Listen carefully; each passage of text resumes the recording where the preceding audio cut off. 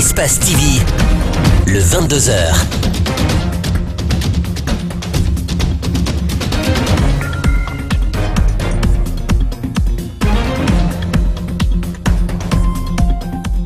Mesdames et messieurs, bienvenue. Merci de préférer Espace TV. C'est l'heure de la grande édition d'information.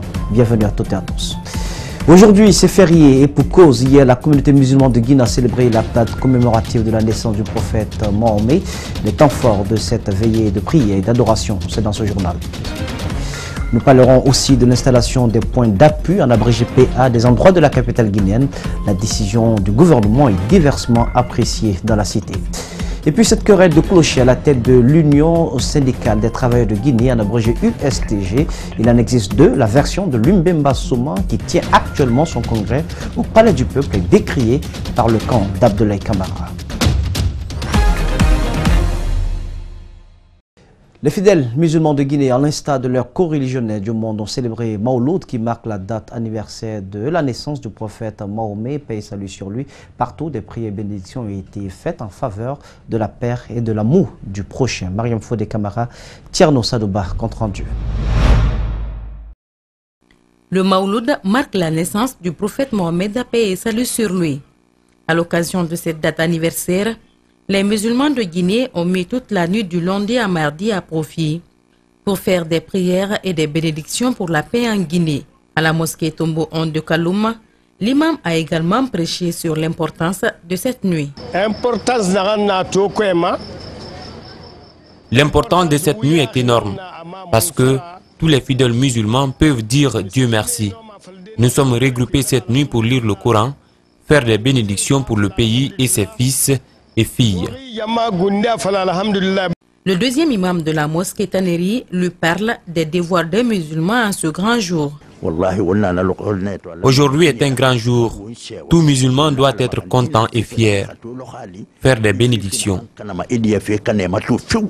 Des messages de paix et d'amour du prochain ont été prêchés.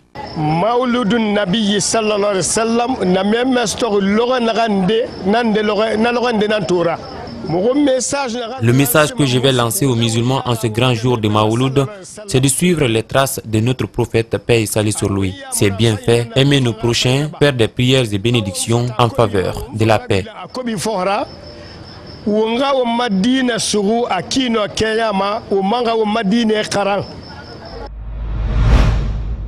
Et puis dans cette même ferveur de la célébration du Mawlud, à Hamdallah Komandaya, une cérémonie s'est également tenue où des prières ont été dites en faveur de la paix en Guinée. Les images d'Amaralek Silla sont commentées par Idrissa Bari.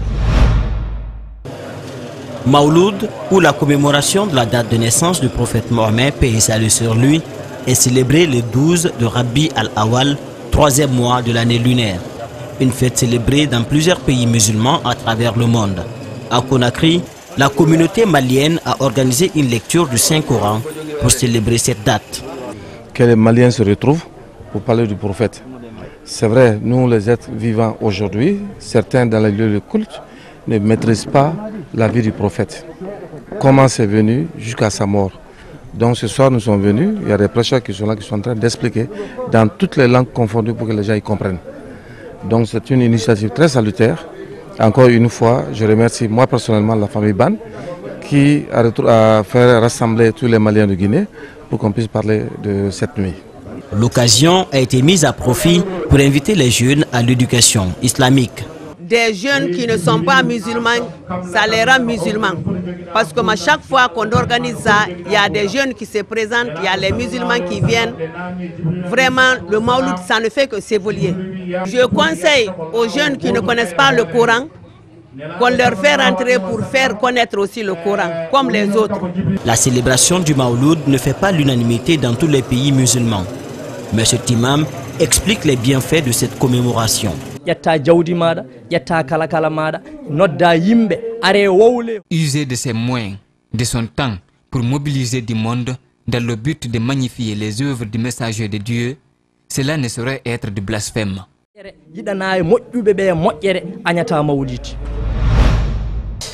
Sur un tout autre plan, le gouvernement guinéen a décidé de déployer une patrouille mixte sur les principaux axes de la capitale. Les autorités publiques motivent leur décision par la nécessité de lutter contre le banditisme, les actes de vandalisme et l'insécurité à Conakry. À ce propos, suivez l'extrait du communiqué lu par le porte-parole de la police nationale, le contrôleur général Mamadouba Kamara. Il est au micro d'Idrissa Bari et d'Amara Alexila. Conscient de son devoir régalien vis-à-vis des citoyens, a décidé qu'à compter de ce jour 19 novembre 2018, le déploiement d'un dispositif de sécurisation. À cette occasion, des patrouilles mixtes police-gendarmerie-armée s'effectueront sur les principaux axes de la ville de Conakry. Pour réussir cette mission de sécurité publique, nous comptons sur la collaboration de chacun et de tous. La contribution des citoyens dans la lutte contre la recrudescence du grand banditisme, de la criminalité et du grand banditisme qui porte atteinte à l'unité de la nation et aux libertés fondamentales est vivement souhaitée. Nous rappelons que cette mission s'inscrit dans le cadre de l'application de la loi 009 portant maintien et rétablissement de l'ordre public. Le déploiement des forces mixtes est donc effectif sur les lieux considérés comme des foyers de tension pour assurer la sécurité des personnes et de leurs biens.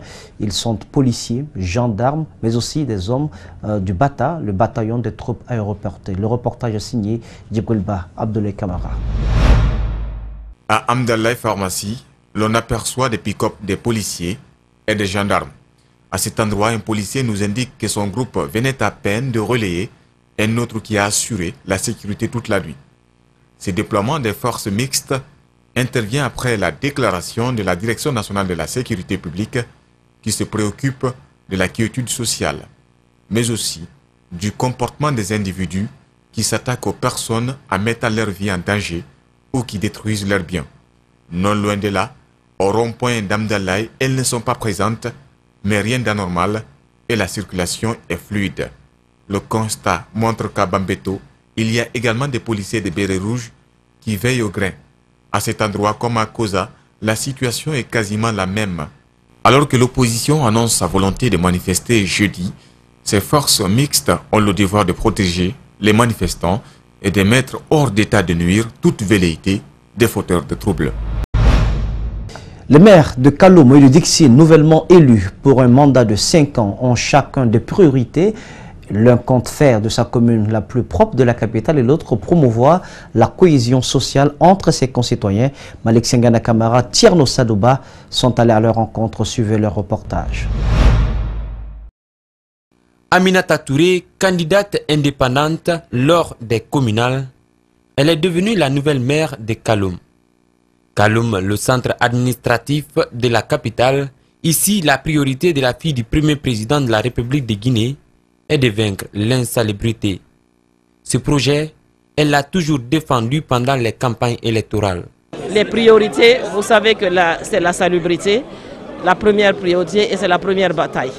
Dixine, une autre commune de Conakry désormais dirigée par Mamadou Samba Diallo pour 5 ans, ce nouveau maire, issu des rangs de l'IFDG, se fixe pour priorité le vivre ensemble entre les populations de sa commune. Notre première préoccupation, c'est de reconstruire totalement ce tissu social. Parce que quand tu veux parler de développement ou de quoi que ce soit, c'est s'il y a entente à la base. S'il n'y a pas entente, on se préoccupe d'abord de ça. Il considère tous les autres besoins des citoyens comme la priorité des priorités. Si je prends le cas de Afia, un secteur qui regorge 13 quartiers, tu ne verras pas un lycée dans ce secteur. Dans ces 13 quartiers, il n'y a aucun lycée. Il n'y a pas d'eau, il n'y a pas de route. Vous avez vu que tout est prioritaire. L'ambition du maire de Dixine est de faire cette commune la vitrine de Conakry. Déjà, Mamadou Samba lance un défi aux autres communes pour une concurrence positive. Le terre-plein central sur la route Le Prince est bourré d'ordures, une réalité qui attriste les citoyens. Ces derniers accusent les autorités publiques d'être à la base de cette situation. Pour eux, ce sont les responsables qui ont donné le feu vert aux habitants des différents quartiers afin qu'ils déversent leurs ordures au beau milieu de la route. Le reportage est signé Abdoulaye Sadio Diallo, Abdoulaye Kamara. Nous sommes sur la route Le Prince.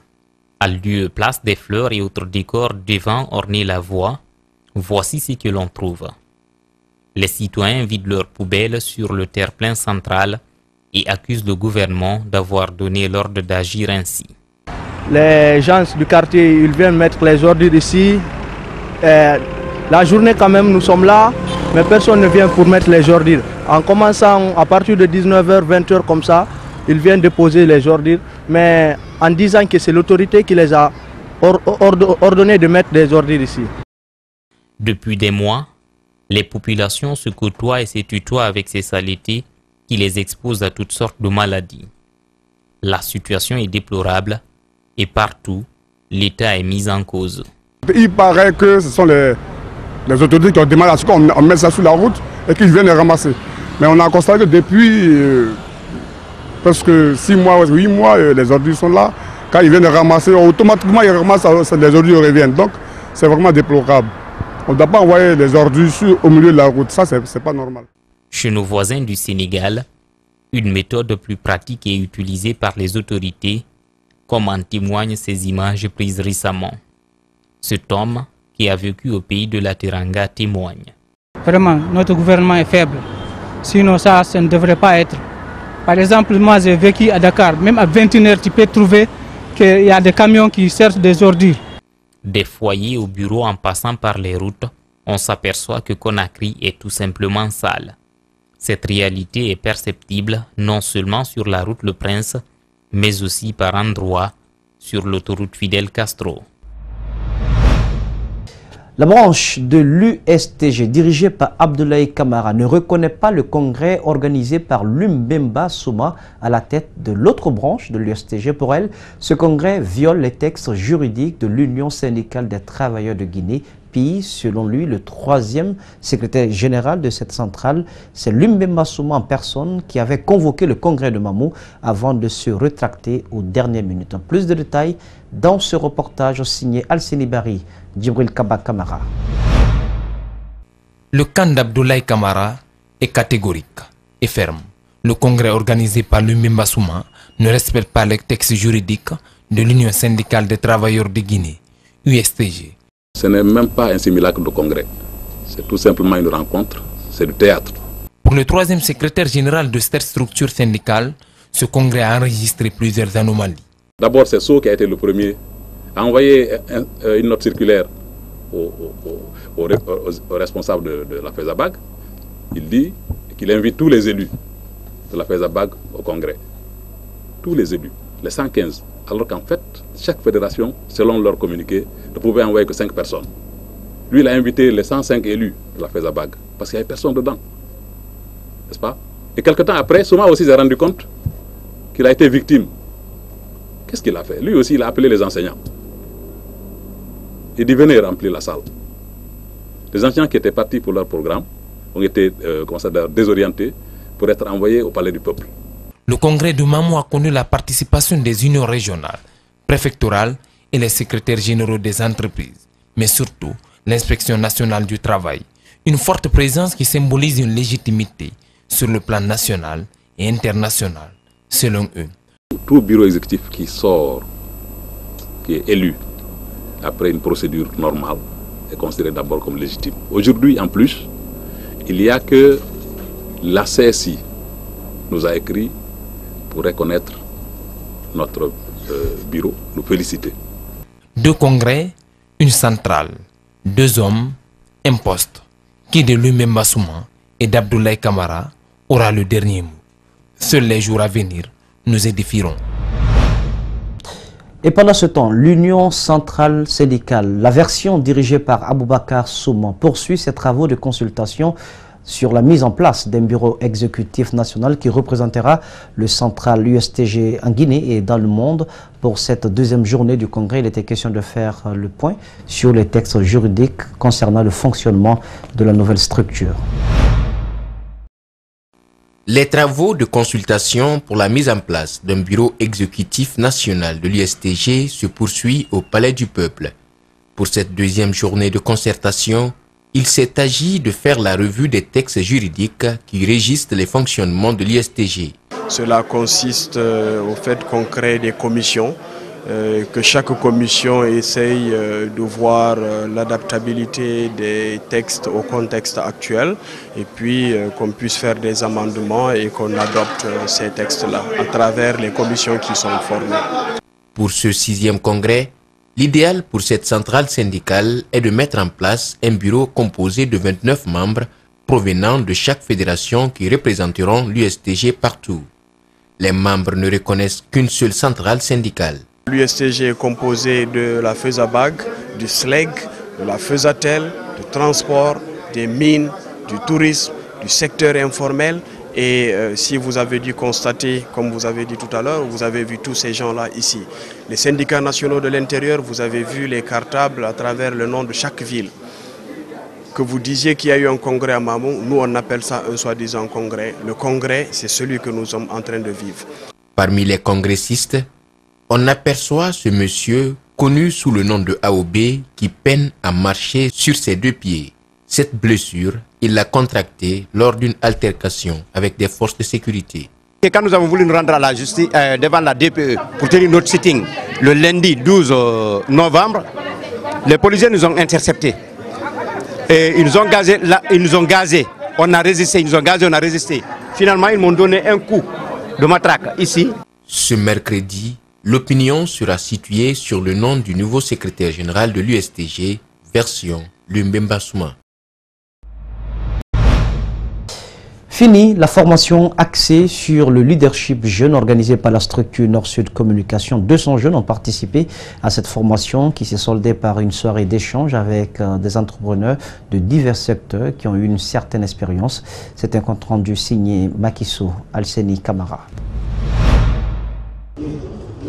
Les thèmes abordés sont entre autres jeunesse guinéenne et génie créateur ou encore engagement féminin dans la vie professionnelle. Cette dame a consacré son temps à une innovation dans le recyclage de pneus. Et cette licence-là n'a pas été un complexe pour moi d'aller dans les décharges et chez les mécaniciens, dans les garages, pour collecter les pneus qu'il me fallait pour la confection de mes meubles et articles de décoration. Les jeunes doivent avoir une référence et croire en soi. C'est le message de cet autre qui a investi dans l'agriculture. Tous les entrepreneurs vous diront, faites d'abord ce que vous voulez, ce que vous aimez faire. Investissez-vous dans ce que vous aimez faire. Ensuite, la deuxième chose que l'entrepreneur, la deuxième attitude que l'entrepreneur doit avoir, au-delà de la passion, c'est de voir est-ce que sa passion a un marché. La décision de se lancer dans la vie professionnelle émane souvent de la conviction personnelle, indique cet entrepreneur qui évolue dans les mines. J'ai osé. C'est comme lorsque j'ai fait du transport. J'avais jamais essayé le transport, mais mon plus gros contrat que j'ai eu dans le transport, j'étais en concurrence avec des multinationales où j'ai pu avoir ce marché et j'avais même pas un mois d'expérience. Nord-Sud Communication compte sur l'engagement des femmes dans la vie active, d'où l'initiative de ce thème engagement féminin dans la vie professionnelle. Les femmes ont toujours eu un rôle important en Guinée, mais elles n'ont pas su comment exploiter les compétences qu'elles ont. Aujourd'hui, on voit sur le podium, on a vu beaucoup de femmes, des femmes d'âges différents, des jeunes filles, des femmes qui sont là il y a longtemps, qui racontaient leur histoire, qui étaient en train d'expliquer comment vraiment elles ont pu franchir tous les obstacles-là et aujourd'hui, où elles en sont. Aujourd'hui, elles sont chefs d'entreprise, aujourd'hui, elles gèrent de grosses boîtes. Au moins une dizaine de personnes ont exposé sur leurs expériences et en appellent les jeunes à une prise de conscience. Ailleurs dans le monde, Jean-Jacques Savin, grand sportif de 71 ans, va tenter dans les prochaines semaines de traverser l'Atlantique dans un tonneau aux airs de capsule spatiale par la seule force des courants. Il reçoit l'AFP dans la cour d'un petit chantier naval d'Arès sur le bassin dans l'ouest de la France.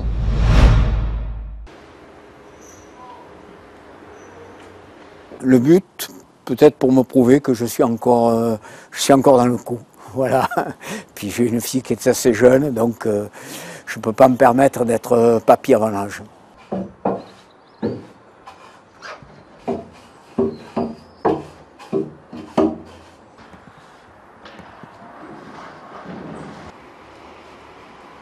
Bon, la capsule sera très légère. En tout, elle va tourner autour de 600-700 kg. Voilà. Donc pour eux, ça sera une balle de ping-pong.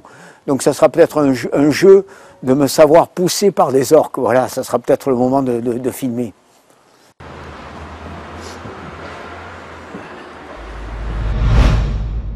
Voilà donc, mesdames et messieurs, comment s'achève cette édition d'information. Encadrage pour vous, Abdoulaye Kamara était présent. La régie Mafata Sano et Lamine Silibé, le tout sous la supervision technique d'Ali Kamara de Francis Collier. Ne l'oubliez pas, l'info c'est aussi sur www.espacetvguinée.info. Passez une agréable suite de programme sur Espace TV, la télé de notre planète.